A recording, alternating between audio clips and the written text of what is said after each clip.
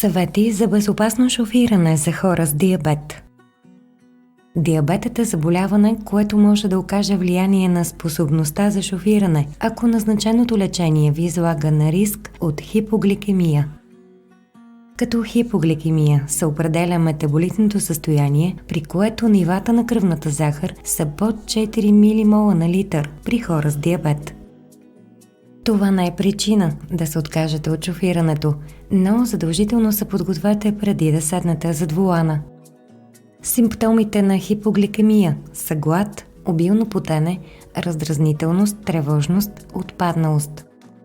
За да не изпадате в такива състояния по време на път, измерете нивата на кръвната си захар преди да се качите в автомобила и ги проследявайте на всеки 2 часа, ако пътуването е дълго.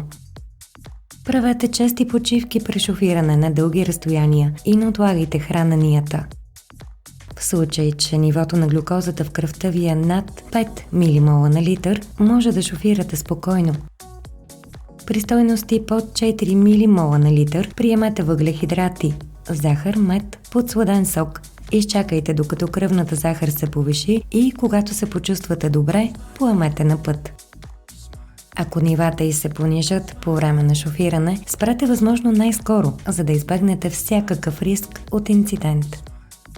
Изключете двигателя и се преместете от шофьорската седалка.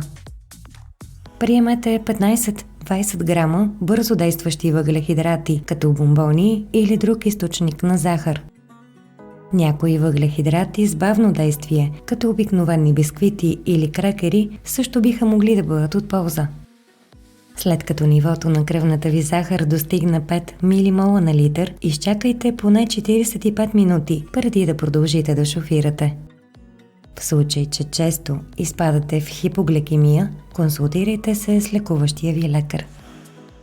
Научете повече на farmar.bg.